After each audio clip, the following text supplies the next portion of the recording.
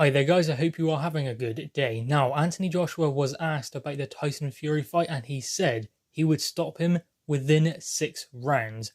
And before we get to the part where would he or wouldn't he, that is a good game plan from Anthony Joshua. I know it doesn't seem like it, but ultimately with Tyson Fury, you do not want to have him in there longer than you have to. You have to get him out of there. I believe you have to step to Tyson Fury and pressure him. Make sure that Tyson Fury does not find a rhythm, because Tyson Fury is a fighter who is very smart, very clever, and has great punch dexterity as well, moves incredibly well for a big man. But once he finds his rhythm, it is very hard, impossible in fact, to get him out of that rhythm. So if Anthony Joshua goes in there and disrupts that rhythm before it starts, then he has a better chance of beating Tyson Fury. Now this is what Anthony Joshua had to say in his statement about Tyson Fury.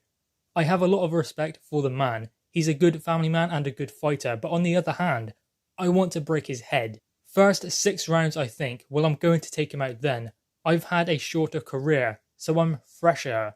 So that is what Anthony Joshua has had to say about this possible and hopefully potential matchup between him and Tyson Fury. Now, the statement where he said, I have had a shorter career, so I'm fresher, that does speak volumes as well, because Anthony Joshua was a world champion in his, 4th year as a professional. In fact, I think it was his 3rd year. 2016, he became a world champion. He turned over as a professional in 2013. So yeah, that's 3 years. And he was unified in 4 years. So Anthony Joshua has had a short pro career, considering the level he is at.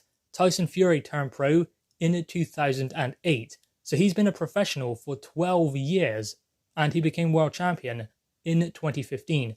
Only a year before Anthony Joshua. So yes, Tyson Fury has been an active professional fighter for longer than Anthony Joshua, but the only thing about that statement is Tyson Fury doesn't necessarily have many miles on the clock. The most miles on the clock for Tyson Fury were those 3 years out of the ring.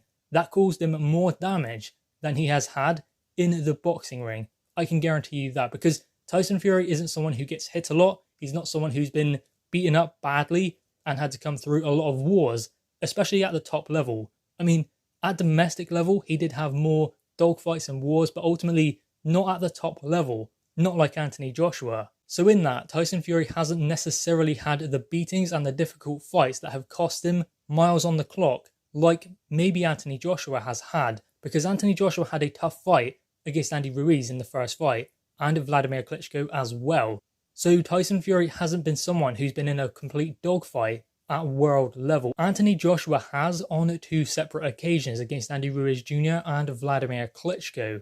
But the one thing about Tyson Fury is those 3 years out of the ring, those 3 years of inactivity, those 3 years of abusing his body, that is what has put more miles on the clock for Tyson Fury than the fights he's had. Now, considering Tyson Fury's last fight against Deontay Wilder, he does not look like someone who's had a lot of miles on the clock. But then you look at Anthony Joshua's fight with Andy Ruiz Jr. in Saudi Arabia, doesn't look like he has a lot of miles on the clock either. So they're both quite fresh. Tyson Fury is as fresh as Anthony Joshua, I believe, because he hasn't necessarily had the difficult fights like Anthony Joshua, not the tough ones where he's had to get off the floor and come back. He has done against Deontay Wilder, but that was 2 punches that he got knocked down from. He didn't necessarily take punch after punch after punch like Anthony Joshua has done, which also speaks volumes for Anthony Joshua's durability as well.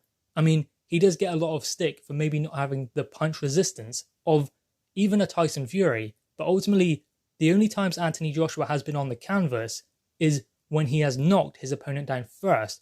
Vladimir Klitschko was on the floor, then Anthony Joshua got knocked down in the 2nd round.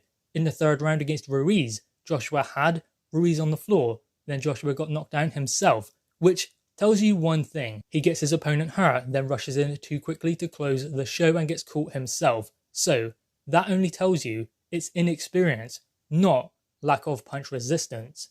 And the fact that Anthony Joshua says he's going to try and knock out Tyson Fury in those first 6 rounds kind of tells me that he is going to employ the game plan of disrupting Tyson Fury's rhythm, which is a very good idea because, as I said, once Tyson Fury finds that rhythm, finds his distance, and knows how to elude his fighter's punches, and all of that, that is when Tyson Fury starts to take over. Tyson Fury seems to only get stronger as fights go on, so you do not allow him to get to that point.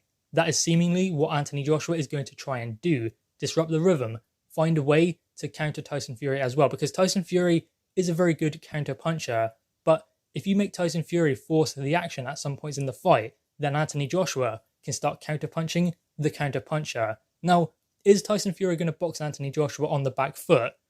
Maybe not. I don't think he will necessarily go on the back foot. I don't think he will try and push Anthony Joshua back either. I think that maybe it will be a chess match in the center of the ring. And I believe that Anthony Joshua will try and get his jab flowing, and I think that he will look for that double feint of Tyson Fury. That's what Tyson Fury does. They call it, or Eddie Hearn does, the irky-jerky style. But what Tyson Fury does is a double feint, and what he is trying to achieve when he does that is to force a reaction from his opponent. If he double feints, his opponent's going to maybe step to the left, maybe go back, maybe try and throw a punch and counter him. So what Tyson Fury is trying to do is force a reaction from his opponent so that he can make them make a mistake. What Anthony Joshua will do, I believe, is when Tyson Fury feints, he will commit. That is one thing that Deontay Wilder did not do in either of the fights. Another thing about this fight is we have two big fighters who can box at range, but we also have two big fighters who fight very well on the inside, considering their size. Anthony Joshua does fight well on the inside, has good combinations, fast and powerful. Tyson Fury, very strong on the inside, likes to work on the inside, and for someone who has extremely long arms, he does work those shots in well on the inside. So you have a complete 50-50 fight. Both can box at range, both have a good jab, both can fight on the inside.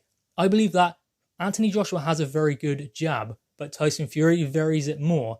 Anthony Joshua, I believe, has better short shots on the inside. And at range, who knows what could happen. If Tyson Fury gets that jab going, flicking it out from his hip, then varying it, coming around to the side as well, then maybe Tyson Fury will start to get his distance with Anthony Joshua. But if Anthony Joshua sees that feint and commits, then Tyson Fury maybe will have his rhythm disrupted. And that is one thing that Tyson Fury has never really had before, his rhythm disrupted. And Anthony Joshua maybe is the one to do that. This fight is going to be incredible, a genuine 50-50 for Undisputed. Anthony Joshua says it will not go past 6 rounds. Guys, anyway, what are your thoughts on this? Make sure you leave your thoughts in the comments below, leave a thumbs up and subscribe if you are new. Thanks guys.